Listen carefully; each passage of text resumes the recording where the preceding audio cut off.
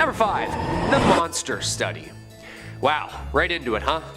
Great name for it and all. The monster study was a terrifying and triggering speech and stuttering experiment that took place in 1939. Performed on 22 orphans and conducted by Wendell Johnson, the professor of speech and pathology at the University of Iowa. Half of the people received positive speech therapy, praising the fluency of their speech. I just watched King's Speech with Colin Firth, and let me tell you, yeah, it's nothing like that, no. That had a happy ending with metaphors and lessons interwoven. This is just science being cruel.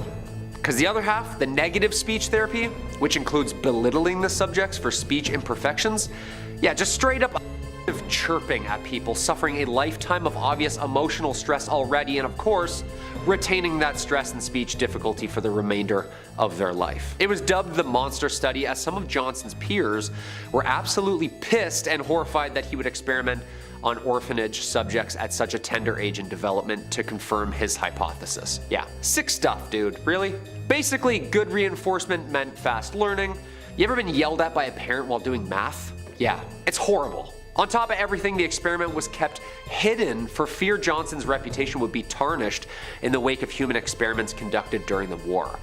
You think? The results were actually never published, and his thesis is the only official record of the details. Apparently, the university apologized in 2001, but the university assistant professor of speech pathology said the data collected from the experiment is unfortunately the largest collection of scientific information on stuttering that we have, and that Johnson's work was the first to discuss the importance of the thoughts and beliefs and feelings of the actual individual struggling. Number 4, multiple births. The 1960s were a dark time for medicine.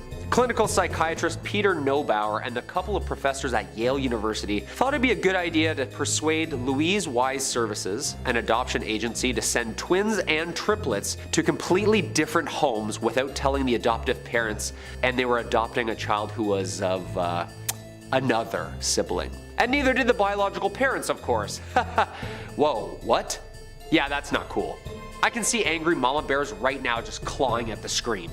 Apparently, researchers sponsored by Children's Services secretly compared their research and progress in now what is called the infamous twins study. The research was never completed, but what was left behind was the unethical treatment and trauma of separating individuals at birth. That didn't end, apparently, in New York until the 1980s. In 1990, a decade after the confidential study, Neubauer and the Child Development Center of the Jewish Board of Family and Children's Services arranged to actually house the locked records at Yale University.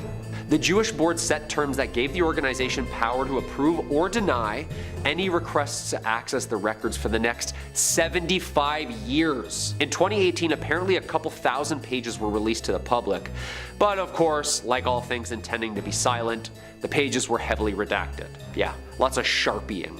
Yo, this is absolutely terrifying, okay? Like, what did they find in that study?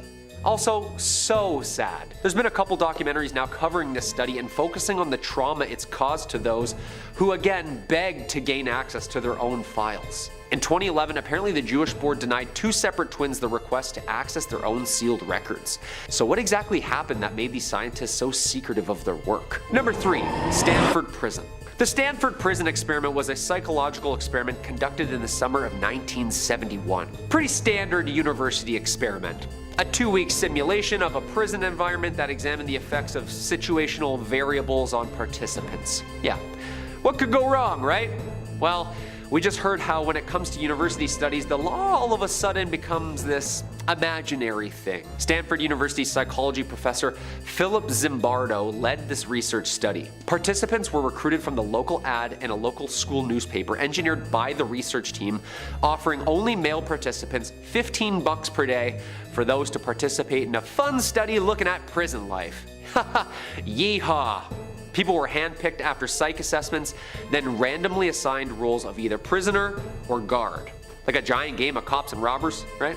The guards were given uniforms and instructed to prevent prisoners from escaping. No rules. The experiment officially started when prisoners were booked by real Palo Alto police, and over the next 5 days, psychological abuse by the guards became more and more sadistic. The experiment was actually forced to end on the 6th day. Let's just say it got so violent, it's known as one of the most unethical psychological experiments in history. The harm and abuse inflicted on the participants prompted universities worldwide to improve their own ethics departments, and experiments were then severely reevaluated by the educational board before they began. This was an example of use of power, the barbarism of humans, the sick experimental boundaries those are risking to put others through for career-breaking research. Scary stuff. Number 2, Burke and Hare. The Burke and Hare murders were a series of 16 separate targeted murders committed over the span of about 10 months in 1828 in Edinburgh, Scotland. The culprits?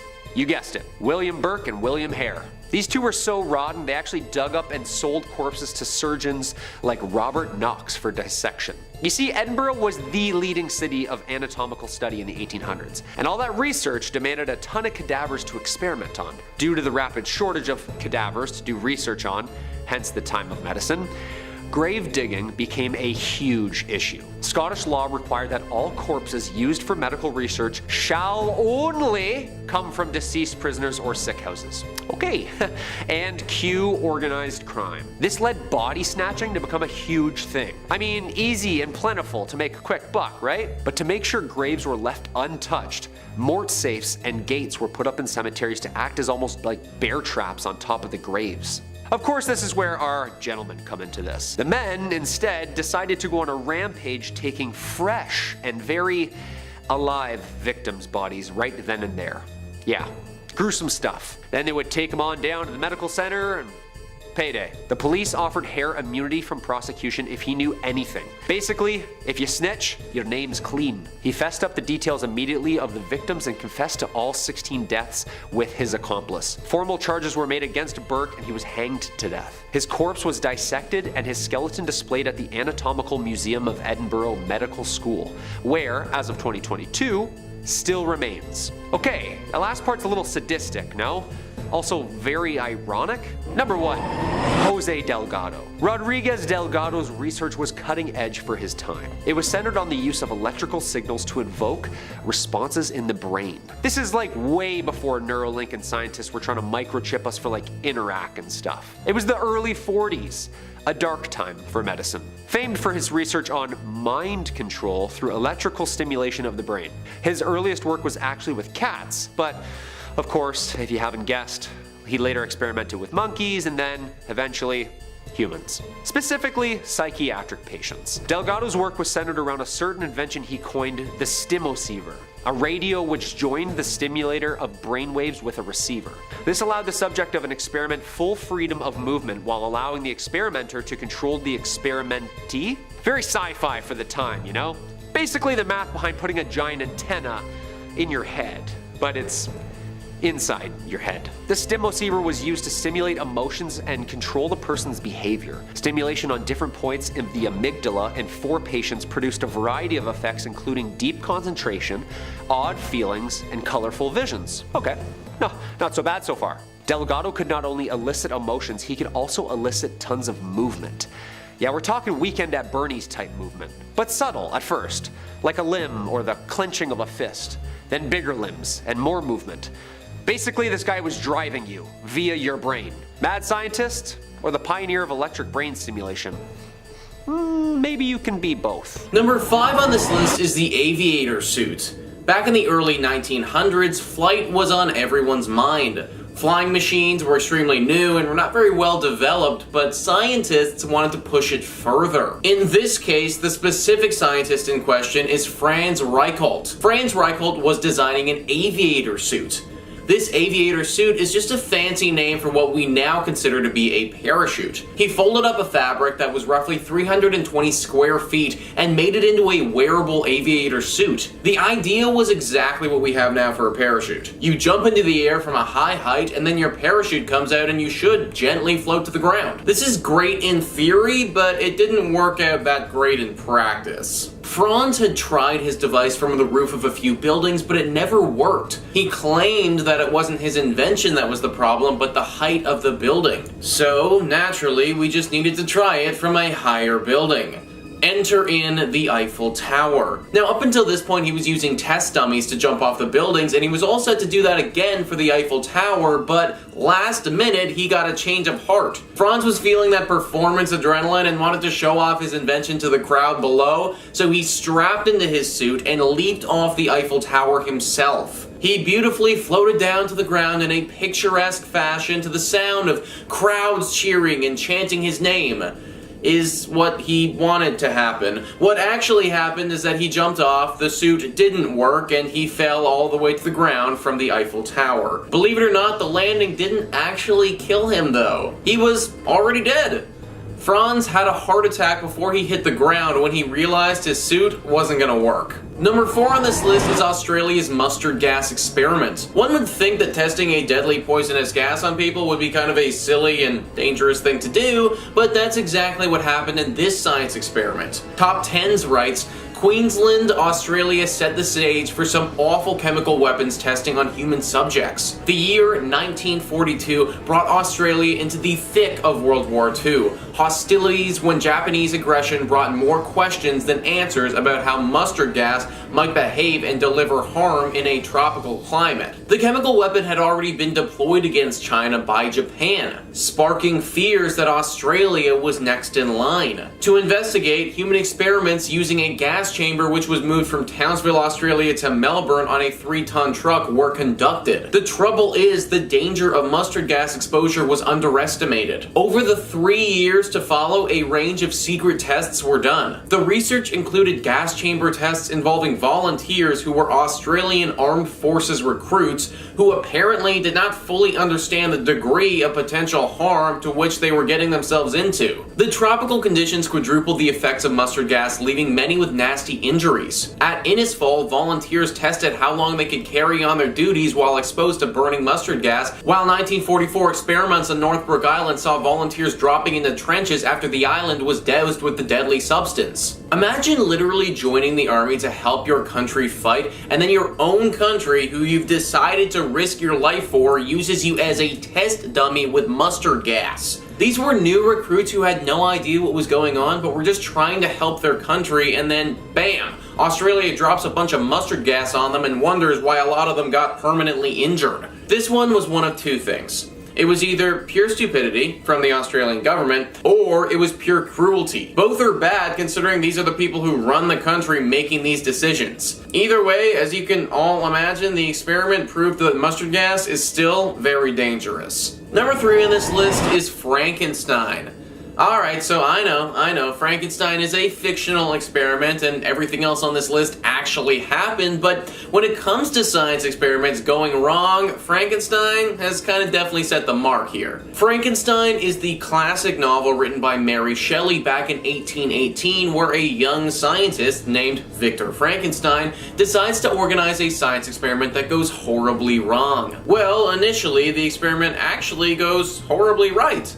We all know the classic line, "It's alive," because the experiment did actually work and the monster did actually come alive. There have been multiple adaptations of this story over the years, with some stories talking about how this monster attacked the village below and incited a mob, but in the original story, the monster actually strangled Victor's future wife. Attacking a village, strangling Victor's lover, neither of these outcomes are good, so ultimately I think it's safe to say that this experiment didn't go as planned. Number 2 on this list is the Stanford Prison Experiment. This was a psychological science experiment that is often considered one of the worst in history. The study was done in 1971 and was meant to be a 2-week simulation of prison. It was run by Stanford professor Philip Zimbardo and went horribly wrong. Wikipedia says participants were recruited from the local community with an ad in the newspapers offering $15 per day to male students who wanted to participate in a psychological study of prison life. Volunteers were chosen after assessments of psychological stability and then randomly assigned to being prisoners or prison guards. Critics have questioned the validity of these methods. Those volunteers selected to be guards were given uniforms specifically to de-individuate them and instructed to prevent prisoners from escaping. The experiment officially started when prisoners were arrested by real Palo Alto police. Over the following 5 days, psychological abuse on the prisoners by the guards became increasingly brutal. After Christina Maslach visited to evaluate the conditions, she was so upset to see how study participants were behaving that she confronted Zimbardo. He ended the experiment on the 6th day. Like the Milgram experiment, SPE has been referenced and critiqued as one of the most unethical psychology experiments in history. The harm inflicted on the participants prompted universities worldwide to improve their ethics requirements for human subject experiments. Other researchers have found it difficult to reproduce the study, especially given those constraints. It truly was extremely brutal, and the fact that it went on for as long as it did is kind of crazy.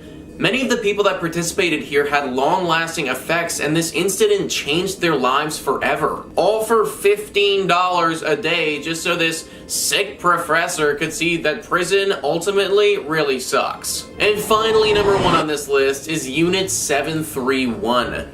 Unit 731 was absolutely terrifying and not a group that you wanted to be associated with at all. Basically, this was a group that conducted multiple science experiments on civilians. They were around from the 1930s to the 1940s in the Japanese army.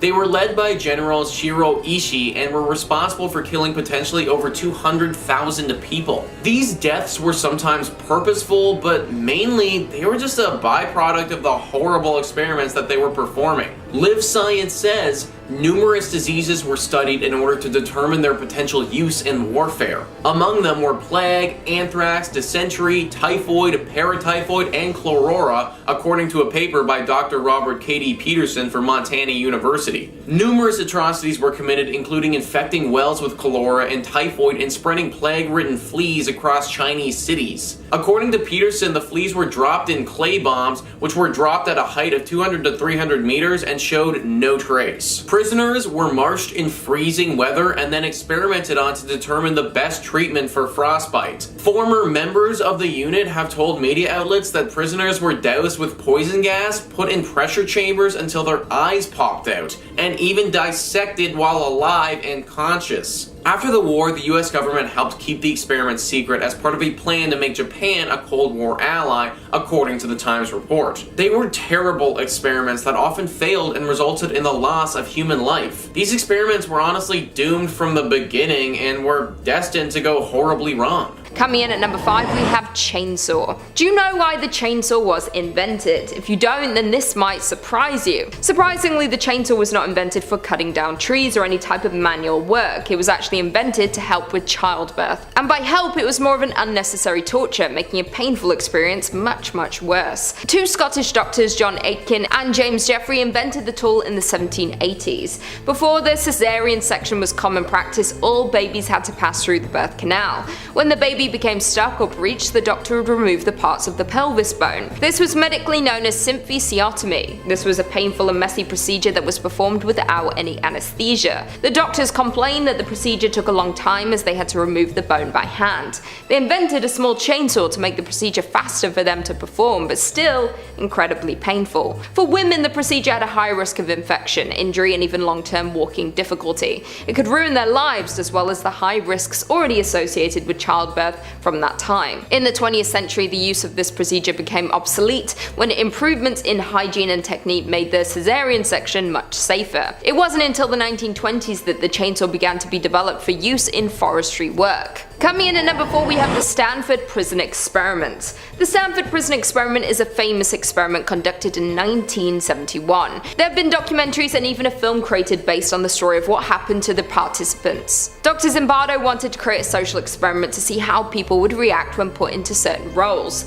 Would they behave as their usual self or mold to their new role? The 2-week experiment took place in a prison environment. It soon became controversial when the public saw the details and heard from those involved. Some questioned the scientific validity and called the methods deeply flawed. Once approved by the university, they placed an ad for male college students to participate in a psychological study. 75 applied for the study, and after screening, 24 were accepted. The applicants were predominantly white, middle class, and appeared to be psychologically healthy and stable. They chose people without criminal background or any medical problems. They were then randomly separated into two groups, one being inmates and the others guards. They were paid $100 a day to participate for 14 days. Within as little as 5 days, the group had fallen into chaos. The guards took on the stereotypes of what a prison guard should be in their eyes. They all became cruel and made choices to impact the prisoners, such as limit their food or make them wear bags on their head. They allowed a visit from family on the 5th day. Parents were concerned about the well-being of their children and threatened to contact lawyers to get them removed from the experiment. A colleague of Dr. Zimbardo visited the experiment the same day and was disgusted by the behavior she witnessed. She also noted that the doctor had also seen behavior changes in his role as the warden. She said she didn't recognize him, he was acting so out of character. Due to her findings, the parents' outrage, and the increasing brutality, the experiment was cancelled just 6 days in. The doctor went on to publish his views on the study, how the power of authority can change people's personality, or the situation you're in can make you do horrible things you never would have before. Some of the participants have spoken out about the study, explaining how it made them feel at the time. Luckily, none of them mentioned long-lasting psychological effects. Coming in at number 3, we have Guatemala syphilis experiments. The Guatemala syphilis experiments were United States-led human experiments conducted from 1946 to 1948, although I'm sure the effects of this experiment lasted far past that. The experiments were led by a doctor named Charles Cutler. The idea for the study was to infect soldiers, prisoners, and mentally ill patients with syphilis and other sexually transmitted diseases. The worst part about this was that none of the participants were aware that they were even part of the study. The United States wanted to see the effects that the disease would have on our participants over a long period of time. There were at least 30 documented deaths due to the experiment, but that number could be much higher. These diseases can cause infertility, blindness,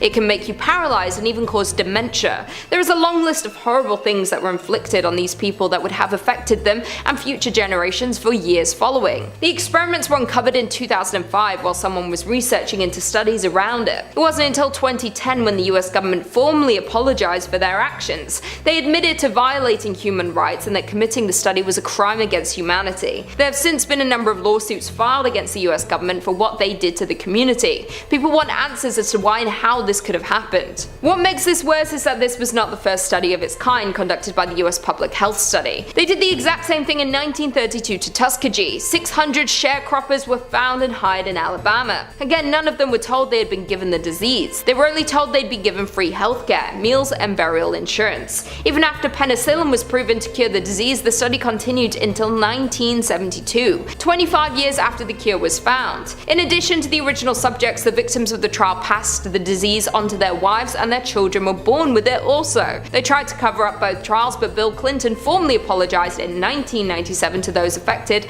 after it had been uncovered. Coming in at number 2, we have experimentation in the Soviet Union. In 1921, the Soviet Union started to do human experimentation. They built 2 laboratories for experiments with poison called Laboratory 1, Laboratory 12, and Chimera. They wanted these studies to be covert so that they would be able to use it against their enemies. They would take prisoners from the forced labor camps called the Gulag and bring them to the facilities. While there, they would give them a meal. It would be poisoned, but they would not be told this. They would first see if they noticed the smell or taste of the poison, and then they would examine the body to see if there were any trace of it in their system. Their goal was to find the perfect poison, one that didn't have a smell or taste and that could not be detected post-mortem. Over the time of the experiments, they tested poisons including mustard gas, ricin, digitoxin, and cura. They continued their experiments for most of the 21st century. And finally, in at number 1, we have testing on American military. During World War II, scientists who were funded by the US government conducted experiments using American Navy soldiers. They were given the green light to prepare for the use of chemical warfare, something that was used frequently in World War I.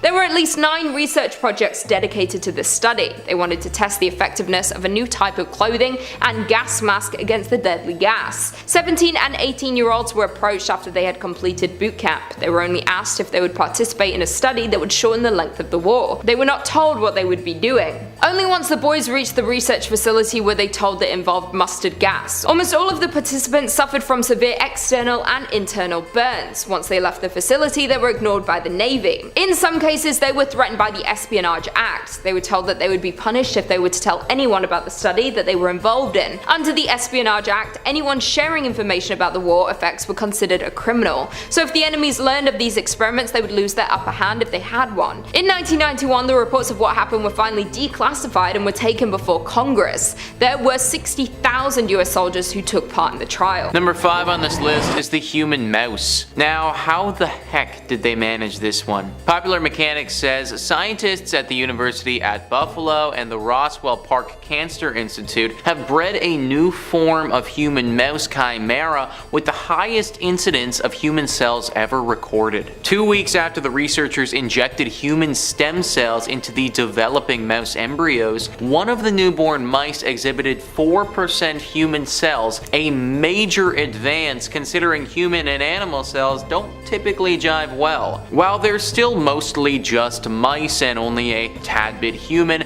the breakthrough marks a step toward more advanced genetically modified embryos in the future. It's not been possible to generate any human stem cells that substantially contribute to mouse embryos, the scientists say in the paper's abstract. Their work may enable applications such as human organ generation in animals. They go on in that article to get very technical with things and break down exactly how they did it, but in all honesty, it got very confusing very quickly to somebody without a science background. The big takeaway here is that there is a mouse out there that is actually 4% human. That mouse, to my knowledge, would be the closest thing in the universe right now to a human being without it being an actual human being. Like, think about that. There is a mouse out there that is kind of like our long lost cousin. This, like everything on this list, starts to get very ethically and morally questionable. At what percent of human does this mouse start to become untouchable? Like, at what point do our laws, rights, and freedoms start to apply to the mouse? 20% human?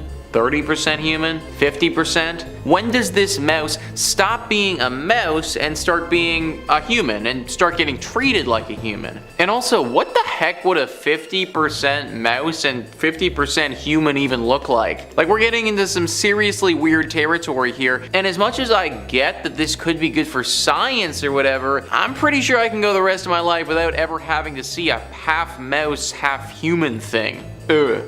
Number 4 on this list is the human rabbit. You know, if I had to become a human hybrid of any animal, I feel like a rabbit would be cool. At least then I could jump really high and maybe I could finally dunk. The Washington Post says scientists in China have, for the first time, used cloning techniques to create hybrid embryos that contain a mix of DNA from both humans and rabbits, according to a report in a scientific journal that has reignited the smoldering ethics debate over cloning research. More than 100 of the hybrids made by fusing human skin cells with rabbit eggs were allowed to develop in laboratory dishes for several days before the scientists destroyed them to retrieve so-called embryonic stem cells from their interiors. Although scientists in Massachusetts had previously mixed human cells and cow eggs in a similar attempt to make hybrid embryos as a source of stem cells, those experiments were not successful. Researchers said yesterday they were hopeful that the rabbit work would lead to a new and plentiful source of embryonic stem cells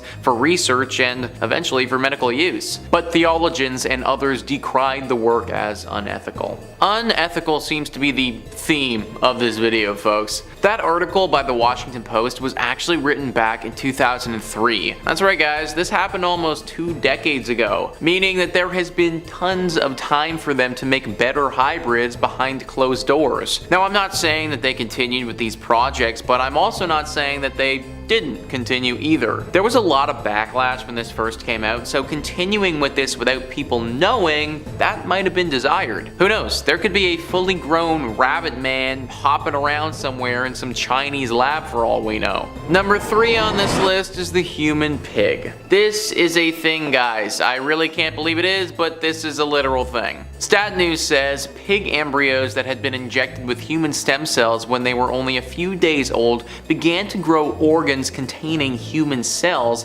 scientists reported on Thursday, an advance that promises or threatens to bring closer the routine production of creatures that are part human and part something else. These human pig chimeras were not allowed to develop past the fetal stage, but the experiment suggests such creations could eventually be used to grow fully human organs for transplant, easing the fatal shortage of organs. 120,000 people in the United States are waiting for life-saving transplants, but every day 24 die before they get them. Human pig chimeras could also be used for research into prenatal development and to test experimental drugs. A human lung in a pig might show more accurately the effect of a compound intended to treat, say, cystic fibrosis than today's lab animals. So they weren't allowed to grow past the fetal stage, but it is coming, guys. All of these human whatever hybrids have been happening in the last couple of years. They're very recent developments, and considering they've shown promise in the early stages, you can bet that this will just continue to keep going and going.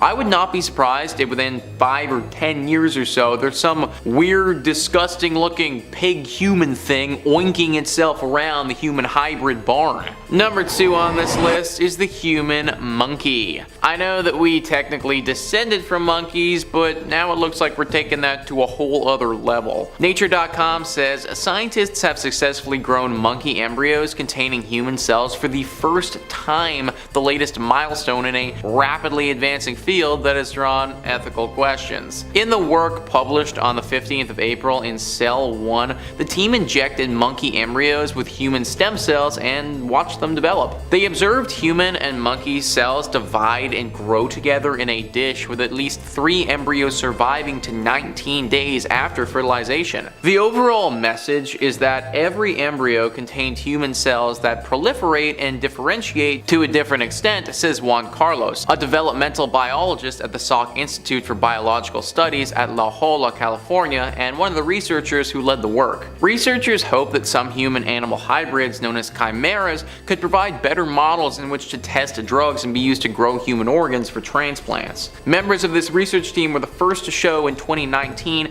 that they could grow monkey embryos in a dish for up to 20 days after fertilization. So they are literally making these human monkey things and gonna use them as a place to test drugs and other things. No wonder this is bringing up some ethical debates. A half-human is going to be bred to get stuff tested on it and then have its organs harvested. Remind me to not get reincarnated as a human monkey, please. Now, I should note that this is a long way from being finalized, and we are looking at many years until we have human monkeys walking around or being tested upon. But still, it is happening, and they are already finding ways to make it work. Comment down below your feelings on this and whether you think that what they're planning to do is morally right or not. And finally, number 1 on this list is mouse human. So we had human mouse, and this is what I'm calling mouse human. Basically, it's the exact same idea as before, except this time, instead of nondescript human stem cells, they've decided to go with human brain cells. Basically, what they've done here is take a mouse and inject some human brain cells into the mouse. This implant has actually shown to make the mice more intelligent than they were before. When referring to what it does to a mouse's brain, one scientist said it's like ramping up the power of your computer. So there, guys, it's just like adding a bit more juice to your laptop. Nothing wrong with this picture, nothing to see here. Yeah, alright, Mr. Science Guy. Obviously, as you can all expect by this point, moral and ethical questions have come up about this practice and whether or not it should continue. I think what I want to know is, where are the human brain cells coming from? Are people like donating their brain cells, or how does this work? All I know is that I need to hold on to the ones that I currently have and won't be donating any of my intelligence to a mouse anytime soon. Starting us off in at number 5, the Stanford Prison Experiment. This one is probably one of the more tame yet still unsettling stories on our list. The Stanford Prison Experiment is one of the most notorious social psychology experiments to occur in the United States. In 1971, a research group at Stanford University, led by Professor Philip Zimbardo, used volunteering college students to conduct an experiment on the psychological effects of perceived power. It was even funded by the U.S. Office of Naval Research. The 24 male students who participated were assigned to one of 2 groups, the prisoners or the guards, and placed within a mock prison in which Professor Zimbardo acted as the superintendent. Prisoners were arrested at their homes and brought to the mock prison that was beneath the university. Lasting a total of 6 days before being shut down for using unethical practices, students quickly embraced their roles, with guards using extreme authoritarian tactics that inflicted severe psychological torture to the prisoners, many of which who accepted the abuse. Some of the prisoners reportedly went crazy. There was a solitary confinement area that was a dark closet that prisoners were left within, and many of the guards exhibited genuine sadistic behavior. There's even been a few film adaptations of the story to emerge over the years, including the 2015 movie The Stanford Prison Experiment, starring Ezra Miller and Ty Sheridan. Moving on to number 4, the mustard gas experiments. During World War I, one of the most startling innovations was the gas that German soldiers had released on the Allies. It was a new kind of chemical warfare that was unprecedented, and the Allied forces were unprepared for it. Eventually, masks were developed and improved upon to help soldiers survive the gas bombings. Flash forward to 1943. Mustard gas was anticipated as being a major problem during the Second World War, and the US Navy began testing the effectiveness of new clothing and gas masks that were meant to protect their men from its threat. But these experiments that they did were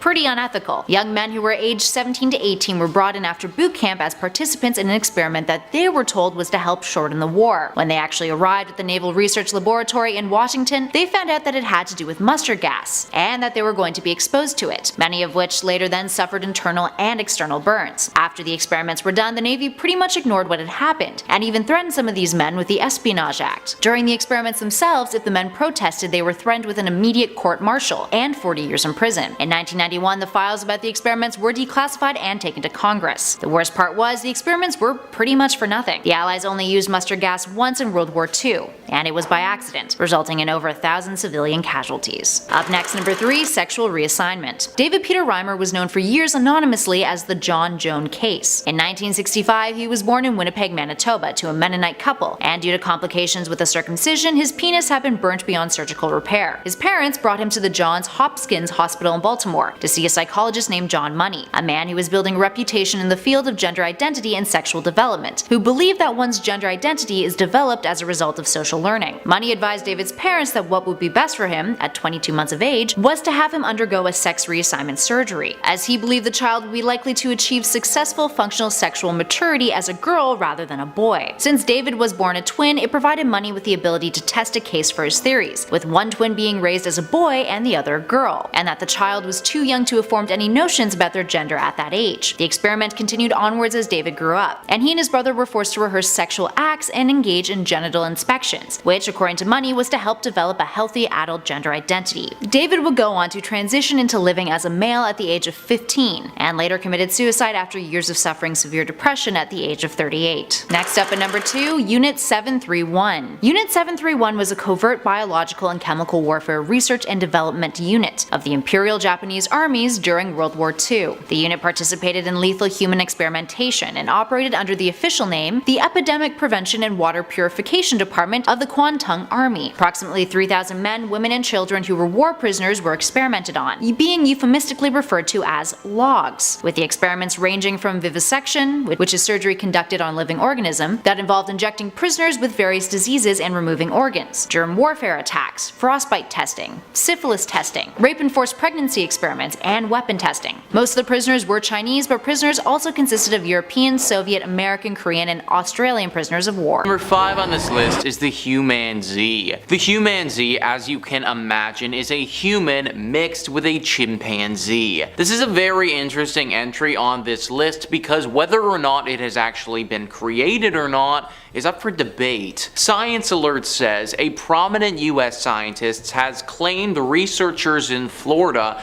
succeeded in breeding a human-chimp hybrid called a Humane Z in controversial, long-rumored 1920s research. Evolutionary psychologist Gordon G. Gallup Jr., who achieved renown for his pioneering mirror self-recognition experiments with animals in the 1970s, says a former university professor told him the hybrid creature was born at an animal research laboratory where he once worked. One of the most interesting cases involved an attempt which was made back in the 1920s in what was the first primate research center established in the US in Orange Park, Florida, Gallup told The Sun. They inseminated a female chimpanzee with human semen from an undisclosed donor and claimed not only that pregnancy occurred, but the pregnancy went full term and resulted in a live birth. There's little reason to think such an experiment successfully took place, and plenty of reasons to believe it didn't.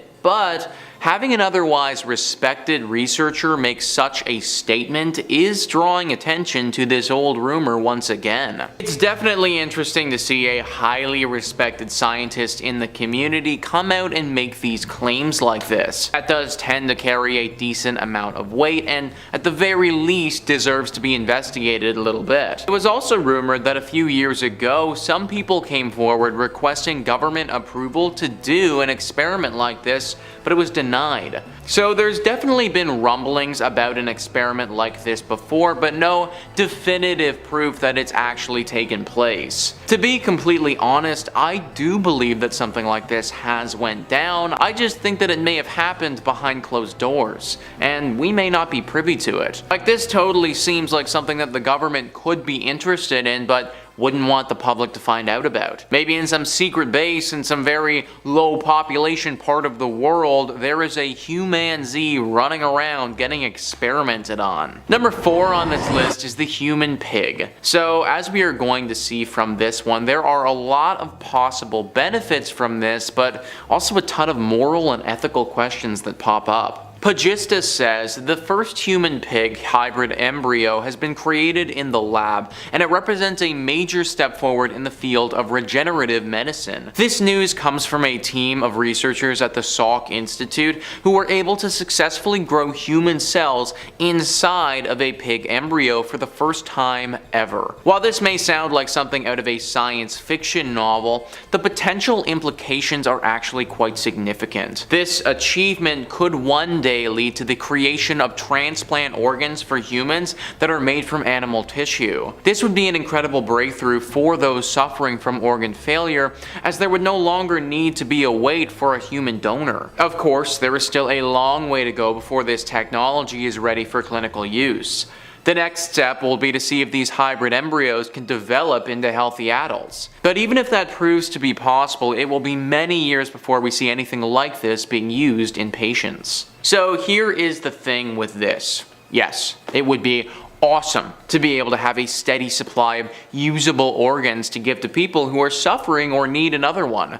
So many people die from not having enough transplantable organs, and this is a problem that needs to be addressed. However, this also raises the question, what about the human pigs? These are going to be half-human creatures that are going to be bred for the specific purpose of having their organs harvested. This is clearly a very polarizing issue and something that people a lot smarter than me, they need to look into. Comment down below what you think about this potential innovation and how you think we should proceed. Number 3 on this list is the jag lion.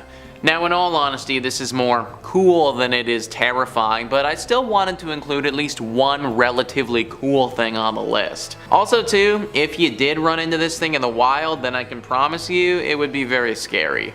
So I think it still qualifies. Pagista says a jag-lion hybrid is a cross between a male jaguar and a female lion. The result is an animal with characteristics of both parent species, although it's usually more similar to the lion in appearance. Jag lions are not currently found in the wild, but several have been born in captivity. The jag lion was first created in 2006 when a male jaguar named Elvis was bred with a female lion named Lola at the exceptional animal park located in Phoenix, Arizona, USA. The two big cats mated successfully, and Lola gave birth to 6 healthy jag lion cubs. Since then, several other jag lions have been born in zoos around the world. These hybrids are not only interesting to look at, they also help scientists to learn more about the genetics of both lions and jaguars. So, like I said, this thing is really cool, but could also be very scary depending on where and how you run into it. In the zoo, where there's a large protective piece of glass between the two of you,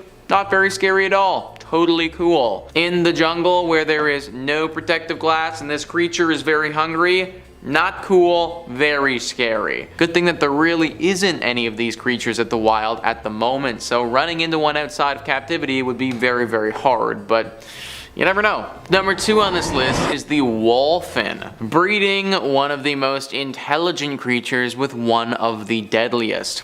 Sounds like a great idea.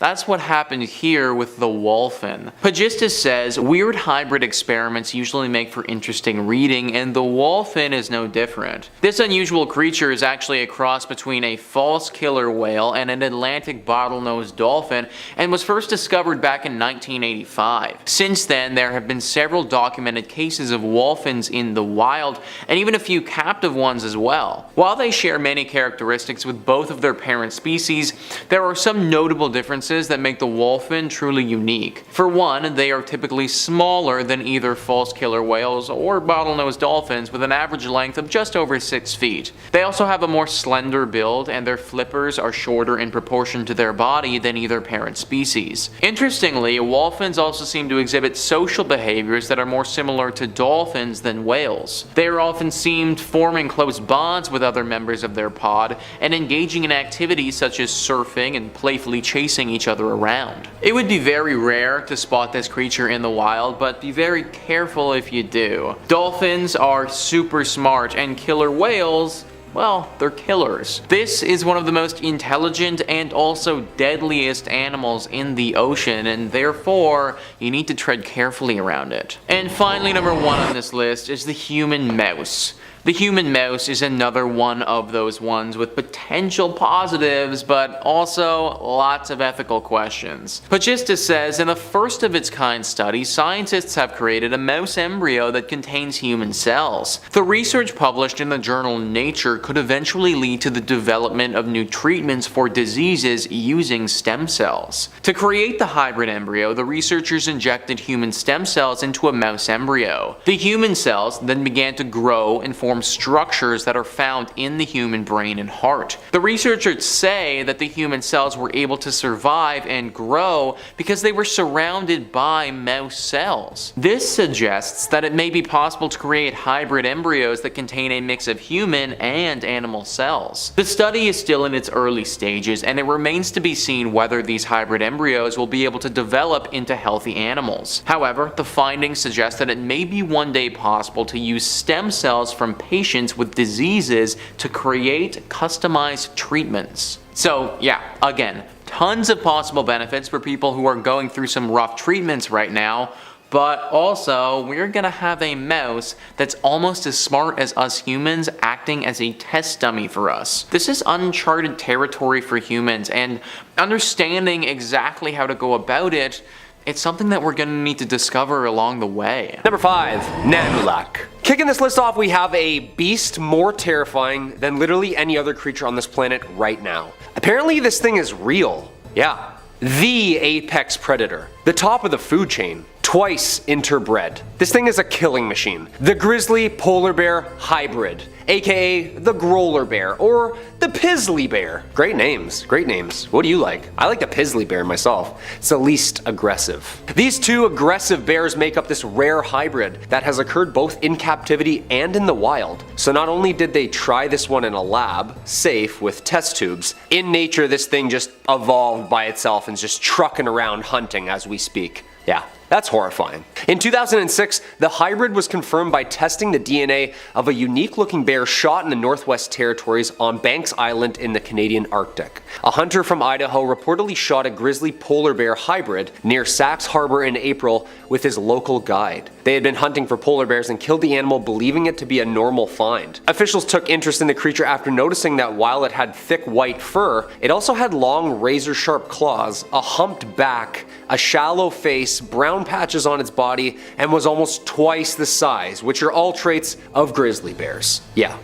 Yeehaw! DNA tests conducted by Wildlife Genetics International in British Columbia confirmed it was a hybrid with polar bear as a mother and a grizzly bear as a father. Yeah. Netflix campy horror, here we come. The number of confirmed hybrids has now risen to 8, all of them being children from the same female hybrid polar grizzly bear mother. There's only a couple of them. Yeah, thank God. Since the 2006 discovery, the hybrid has been referred to by several names including pizzly bear and the growler bear, but Canadian wildlife officials have suggested calling the hybrid bear Nanulak, taken from the Inuit names for polar bear and grizzly bear. Yeah, that's a sick name. That's a way better name. Let's go with that name, 100%.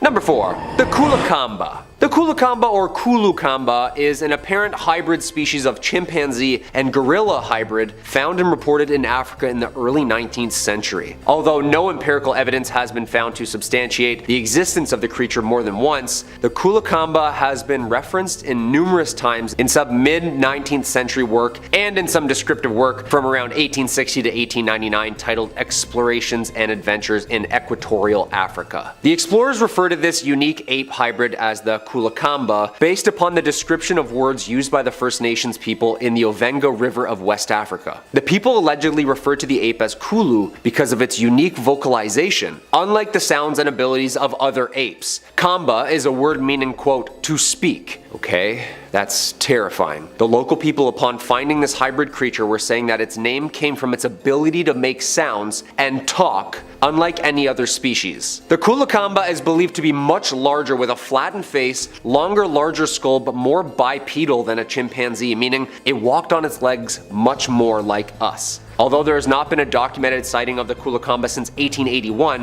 in 1996 a picture of an unusual looking ape was taken by Peter Jenkins and Liza Gadsby at the Cameroon Zoo, showing a seemingly hybrid ape that fit all the descriptions of the Kulakamba, being supposedly that of a chimpanzee and gorilla hybrid. Could this be like a new form of sapien roaming our planet? Is this thing Bigfoot that the FBI is talking about? I don't know. What do you think? Number 3. Pythons. In the 1980s, a small number of pet Burmese pythons were released into Florida wildlife. Couple here, couple there, nothing crazy. Since then, these slithering snakes have started to wreak absolute havoc on wildlife and communities and have become something of a weird science project. A number of Burmese pythons running loose in the state of Florida are now officially a hybrid species, which could make them even more evolved than their other snake relatives. Scientists from the United States Geological Survey of the Everglades National Park analyzed skin and cell tissues from around 400 Burmese pythons that were captured in Florida between 2001 and 2012. The team wanted to learn more about the invasive species in order to better understand Florida's threat of the overgrowing population posed by wildlife and locals. Sure, the researchers expected to find only the pure genetic makeup of the Burmese python, coined the American alligator killer. It's quite the reputation. But according to the study, the number of interbred snakes with somewhat of a new genetic makeup started becoming more worrisome the more that they found. When two species come together, they have a unique set of generic traits and characteristics that they use for survival. This is made up of the environment around them. Indian rock pythons are smaller but much faster. Burmese pythons thrive in jungles and grassy marshes and are much bigger. Together, mixed with a little swap and spit, is this demon serpent. Yeah, the new and improved Floridian jungle croc annihilator. Again, cue campy Netflix movie. Croc Killer 5. I don't know, or something like that. When researchers involved in the new study analyzed samples found in Florida, they discovered that some animals assumed to be purebred pythons were also carrying new DNA, making a new rock python. Yeah, that's awesome. Couple of guys let their pets out and now there's snakes with double the abilities running around. Or slithering around, just by accident. This guy just rushed like a million years of evolution. Yeah. Thanks, Florida. Number 2. Beetlejuice. A living beetle-computer hybrid with legs that can be fully controlled by humans has been created by researchers in Singapore. I feel like that should have been on every newspaper in like 2016. Like, did you hear about this? Because like I never did, you know? The beetle joins a long list of insects that have been turned into robots since the early 2000s. The others, of course, including hawk moths and cockroaches. None of those insects, however, had their walking speed, step frequency, and gait fully controlled by humans, making the BeetleBot the first of its kind. Okay, this thing is terrifying. I've seen what Sophia does with the AI that is capable over at Hanson Robotics. This thing's gonna be the next bug Terminator. Like, I feel like this is the prequel to Starship Troopers. Researchers apparently ran electrodes into the leg muscles in the beetle's first pair of legs and then stimulated movement by running currents through each other specific leg, Dr. Octavius style. The giant flower beetle, or Messionorina torcata, was then controlled via wires mounted onto the insect by Dr. Hirotaka Sato, an aerospace engineer, and his team from Nanyang Technology University in Singapore, tracking the beetle's motion with a 3D motion capturing system. They were then able to make the beetle gallop and walk alternating legs. First off, this is a little cruel, but also pretty cool. I didn't even know that bugs had muscles in their legs. The hybrid might prove a useful step towards building robots for use in disaster zones, where they could be equipped with cameras or microphones and navigated through tiny cracks to search for humans trapped under rubble. Okay, I like this thing all of a sudden again. Yeah, this is good. This is good news. Blending technology with the animal kingdom. Ant-Man and Wasp style. I like it. Due to the beetle still being alive, of course, humans would be able to switch from controlling the beetle to letting it navigate on its own way. When the insect-computer hybrid robot encounters an obstacle, the user can simply switch off the controller, allowing the neural control networks of the robot to overcome the obstacle. In doing so, the researchers can manipulate the different walking speeds, patterns, flying directions, and all other forms of the motion. Basically, it's playing PlayStation with a bug. And number 1, killer bees. Speaking of more creepy crawlies, we have these nasty things. The African honeybee, aka killer bee, is a hybrid produced originally by crossbreeding the East African honeybee with various of the European bees. First introduced in Brazil in 1956, 26 swarms escaped quarantine, and since then, this aggressive hybrid has spread throughout South America and North America by 1991. Yeah, that means before Pearl Jam was really going, there wasn't too many of these flying around. Once in a blue moon kind of deal. But time flies. Typically much more defensive than any other honeybee, these killer bees react faster and can chase a person a quarter of a mile. They kill about 1,000 people each year and even kill cows and horses. Although there are 29 recognized subspecies of bee, this seems to be the most aggressive. Biochemists have tracked down the brain chemicals that make killer bees so ferocious. It's the compounds which seem to be present in higher levels in the much feared Africanized honeybee, which makes less aggressive bees turn more fierce. That means that it can turn other insects into a more aggressive version of themselves. Honeybees are incredibly territorial, fighting to the death to defend their hive with multiple painful stings, but killer bees, the even crazier hybrids of the relatively docile strain, are more aggressive. Yeah, way more aggressive. Apparently these things are also really smart. Like, fish and bees are now able to communicate to each other. Do you know that? In a recent experiment done in Austria in 2019, using a robot translator, engineers from Swiss Federal Institute of Technology and 4 other universities are able to make the species able to transmit signals back and forth to each other, subsequently resulting in them demonstrating coordinated decisions. Yeah, Google it. Apparently these bees are so smart, they can signal underwater to fish. Yeah, we might not even need the controller for the bugs soon enough. Just when I thought the animal kingdom couldn't get even scarier, bees and fish are texting each other. Number 5 on this list is the aviator suit. Parachutes took a while to master, guys, and no one knows that better than Franz Reichelt. Mental Floss says if there's anything to be said for Franz Reichelt, it's that he had some supreme confidence in his own invention. In the early 1900s, Reichelt crafted a parachute from 320 square feet of fabric, all of which folded up into a wearable aviator suit. He had conducted several parachute tests using dummies, which all failed. He pinned the blame on the building, saying that they simply weren't tall enough. In 1912, Reichelt planned to test his latest version by flinging a dummy from the Eiffel Tower, but when he arrived at the famous landmark, the inventor surprised the waiting crowd by strapping on the parachute himself and taking the leap. The parachute didn't open, and Reichelt became a victim of his own invention. An autopsy reportedly determined that he of a heart attack on the way down. Imagine having the confidence to jump off of the Eiffel Tower using a so-called parachute that has literally never worked before. Number 4 on this list is the 10-cent beers. Alright, so this isn't really a science experiment at all, but it is an experiment of some kind. Mental Floss says in 1974, the Cleveland Guardians tinkered with a new promotion to increase game attendance, giving fans the opportunity to purchase an unlimited amount of beer for 10 cents a cup, which wasn't the best idea. The game against the Texas Rangers was an eventful one. Memorable events of the evening included a woman running into the Guardians on deck circle and flashing the umpire, a fan running onto the field and sliding into second base, and a father and son who ran onto the outfield and mooned the bleacher section. Things took a violent turn when fans launched fireworks into the Rangers dugout, and the whole thing eventually turned into an all-out riot. Fans against players on both teams. Players were hit with folding chairs, there were numerous fistfights, and some players were injured when they were pelted with rocks. After that, the Cleveland Guardians kept 10-cent beer nights, but limited limited the promotion to 2 drinks per person. So basically, humans and 10-cent beers do not go well in a public setting. I also looked it up with an inflation calculator, and even today, that would have been 60 cents a beer. Yeah,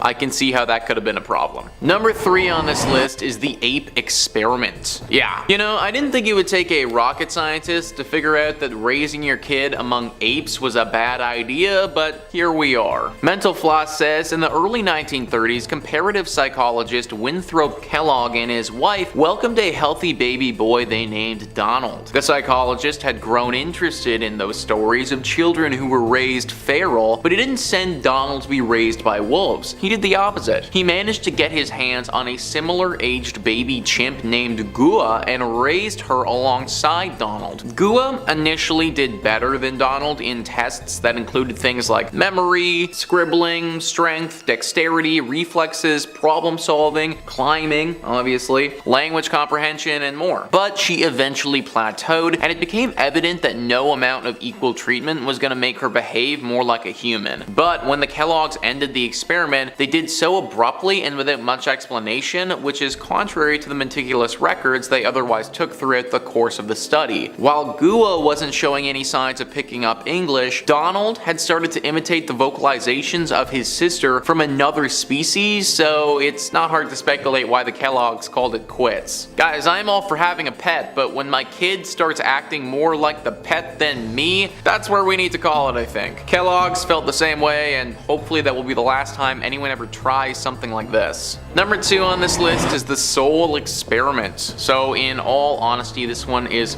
pretty dumb in my opinion, but if it's actually accurate, then this would make for an incredible discovery. Mental Floss says in 1901, Duncan McDougall conducted experiments on extremely recently deceased people and dogs to see if their body weight changed immediately after. A decrease in weight, he theorized, would be indicative of a physical soul leaving the body. To test this theory, he weighed 6 people before and after their death, and concluded that there was a weight difference anywhere from half to 1.5 ounces. He repeated the experiment on dogs and found no difference, and therefore, by McDougall's reasoning, dogs have no souls. Other scientists have been critical of this experiment from day one, citing issues like small sample size and imprecise methods of measurement. Sounds like my dude Duncan was more of a cat person, honestly. I don't know, folks. It feels like there are a lot of holes in this experiment and not a whole lot of logic. Maybe it is accurate though, and we do have souls that weigh something. And finally, number 1 on this list is the unimaginable. Mental Floss says it's probably safe to say that an experiment falls into the gone wrong category when it may have been responsible for producing the unimaginable.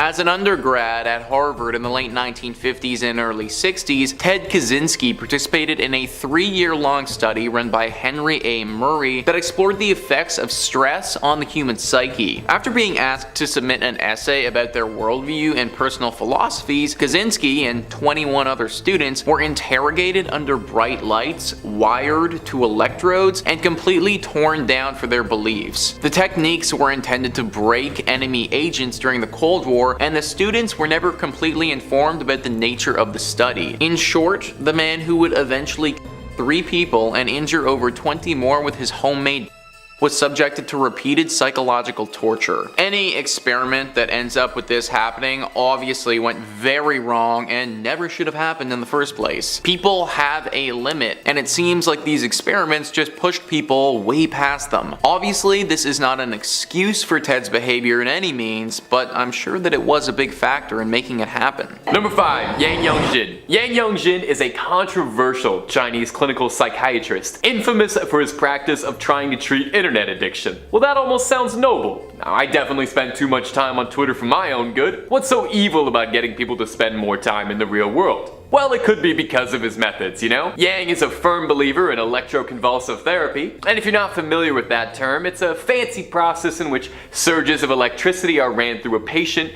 inducing a small seizure to treat mental illness. So the way to treat people who are spending too much time on electronic devices is to hook them up to something electronic and let electricity run through their body painfully. Yeah, okay, no, I'm starting to understand where some of this controversy is coming from. Yang believes that people suffering from internet and gaming addiction suffer from personality disorders and need to be treated as such. His clinic doesn't really run like a regular clinic, but has been more closely described as a boot camp. Parents sign away their children into Yang's foster care, who then get sent to a prison-like environment of harsh treatments and cruel conditions. Yang would treat his patients in a military-like manner, punishing them with more treatments for misbehavior, or rewarding patients who would act as informants against other patients. In addition to round-the-clock shockings, Yang would also administer medications to his patients without the consent of them or their parents, by sneaking them in as diet supplements. Yang would punish patients who tried to get their parents to take them home with, well, you can probably take a guess, more shocks. Yang's practice has since been shut down, but in the time it operated, it's estimated that as many as 6,000 patients were exposed to cruel treatments by the doctor. Yang's controversial methods caught him international attention, even in pop culture. The popular multiplayer video game Dead by Daylight, in which players play a monster attacking a team of players trying to survive, featured a character actually inspired by Yang. In 2017, the development studio held a poll for Chinese players on suggestions for a Chinese monster, since the game was very big there, and Yang was a popular write-in vote, as obviously Chinese gamers would see him as a monster, leading the team to create a character who was a doctor who used electricity to shock his opponents. Releasing with him as well was a survivor named Feng Min, an esports pro serving as the doctor's nemesis, an internet-addicted patient, and a map set in a Chinese asylum to boot. Before the final release of the character though, the Doctor was changed to an American backstory, presumably to avoid any possible pushback or controversy of comparison to the real Doctor. But it's probably saying something if your audience considers you a monster on the level of Michael Myers and Freddy. Next up at number 4, Dr. Sigmund Rascher. Known for his cruel contributions to the German army in World War II, Sigmund Rascher is among one of the worst scientists in human history. Sigmund's father was also a physician and an avid follower of Rudolf Steiner, an occultist and self-proclaimed clairvoyant. So naturally, Sigmund attended the first Waldorf school based on Rudolf Steiner's philosophies. He went on to study medicine in Munich and later worked for an internship in Switzerland with his father. But despite his upbringing, it seems he grew to align with some other ideologies, eventually joining the German paramilitary organization. And that is where his evil doings would begin. He denounced his father and soon became acquainted with the leader, asking for human subjects to be placed at his disposal. He made it clear the experiments could prove fatal, but that it would be required for accurate results. By 1942, he began conducting experiments in pressure chambers, where he would simulate a high altitude and then quickly alter the pressure to simulate the conditions of a pilot free falling with no oxygen. Allegedly, the leader mentioned that those who survived could be pardoned death at the camp, but Sigmund talked him out of it, stating that they didn't deserve any amnesty. Further, he conducted cruel freezing experiments on 300 prisoners, allegedly to figure out the best way to warm up soldiers who experienced hypothermia. He would either force his victims to remain outdoors completely naked in freezing temperatures for up to 14 hours, or would place them in tanks of ice water for 3 hours, measuring their pulse and internal temperatures all the while. From there, they would try to warm up the victims, usually with water, but experimented using a variety of different temperatures, including boiling, and this would often cause further harm. Along with his other forms of torture under the guise of science, Sigmund would administer polygal, a substance to aid blood clotting, and then shoot or amputate a limb on his victim to see the speed at which they would bleed out. But I will let you know, he eventually did get what was coming to him after years of falsified facts from botched experiments, as well as killing his own lab assistant. Sigmund was executed under the order of the leader, and in 1990 his experiments were ruled inhumane and criminal on top of containing falsified data. Number 3. Albert Krigman. Right off the top, I just feel like this guy's got an evil scientist name. Krigman just, I don't know, hits the ear wrong. Well, he was guilty of a lot more than a scary sounding name. Dr. Krigman was a dermatologist who was contracted by Dow Corning, Johnson & Johnson, and the US Army to research the effects of chemical compounds on human skin. Being offered a modest 10 grand in grant money, Krigman set out to work right away. finding a bevy of inmates of Philadelphia's Holmesburg prison, where he would experiment on thousands of inmates with little to no regard for the prisoner's safety or long-term health. It was documented that the experiments at Holmesburg prison entailed a delightful assortment of things like hair transplants, implantation of foreign bodies, burns and radiation of the skin, exposure to dioxin, application and ingestion of toxic materials, and near lethal doses of acne medicine, and the yanking of fingernails to round it off.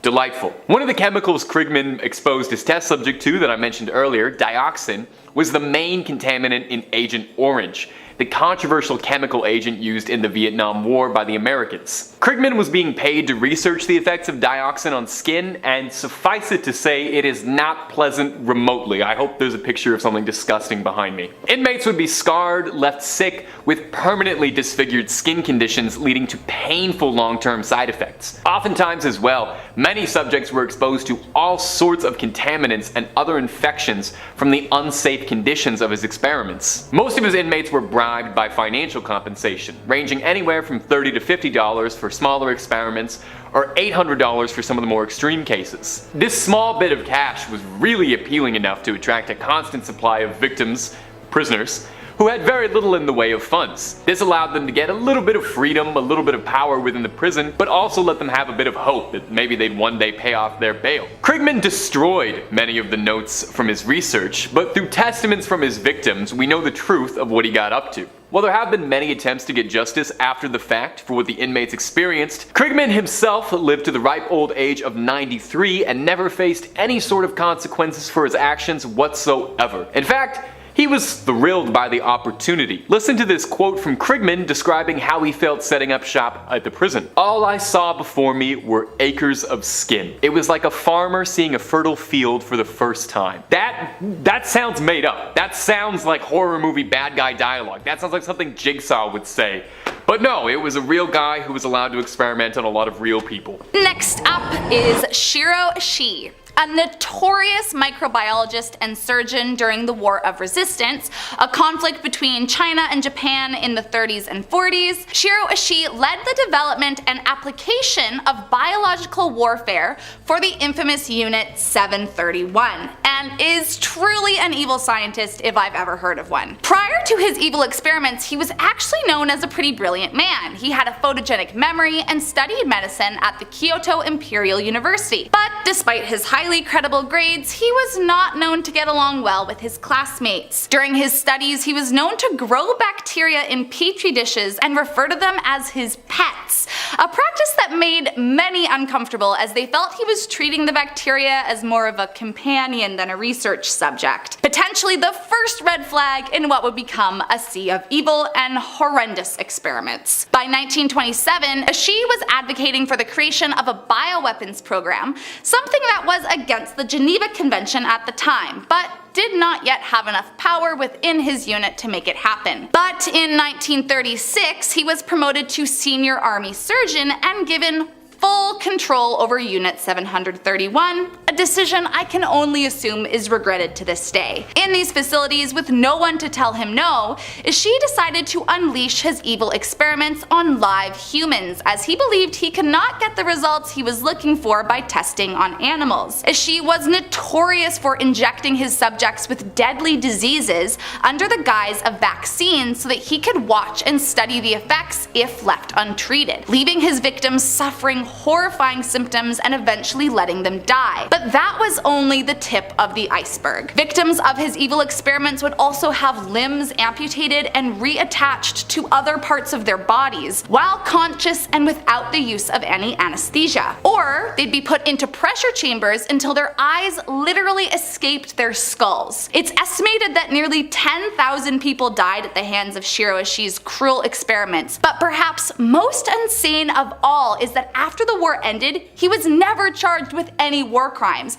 as he traded the information he obtained in his experiments for immunity and then lived out the remainder of his life in Japan a free man. And last up, we have Harry Harlow. Harry Harlow was an American psychologist during the 30s to the 50s, and although he didn't experiment on people, he is widely regarded as cruel and unethical for his experiments on monkeys. Harlow had one big question: what was the meaning meaning of love. Initially it started as an earnest study looking at the bond between a mother and her offspring, and early on it did actually provide psychologists with some valuable information about the importance of connection in those early years. But Harlow soon became obsessed and began blurring the lines of ethical experimentation until soon he was nothing more than a monster. What was once about discovering the importance of early stage bonding morphed into long-term isolation and the mental effects it had on the monkeys. Harlow and his team had what they literally called the pits of despair, I kid you not, where the test subjects would be isolated without any contact, including the smells and sounds of other monkeys, for up to a year. The results of his experiment were severely damaged monkeys who, as he described, were obliterated socially. After being released from isolation, many refused to eat and some ended up dying from starvation. Autopsies would show the monkeys were actively choosing not to eat, causing some to believe that he had actually driven the animals to such bad mental states that they no longer wanted to be alive. Over the years, he got the name monkey torturer, as on top of extended isolation, he would also actually force the monkeys to mate using an archaic device. However, because he was conducting such experiments prior to the Animal Welfare Act of 1966, not only did he not face any repercussions, he was actually awarded for his findings and highly celebrated among many in his industry. This doesn't mean he went uncriticized for his unethical treatment. Some of the students that worked in Harlow's unit at the university have come forward saying that they had nightmares of the experiments being conducted and couldn't wait until he retired to shut down the entire operation. Others said that anybody with respect for life would find this offensive, and all he left was one huge mess to clean up. Later, Harlow went on to say in a 1974 interview, "I don't really like animals. I despise cats, I hate dogs. How could you like a monkey?" So, despite looking for the meaning of love, it seems he was more interested in torturing innocent monkeys and causing irreversible harm.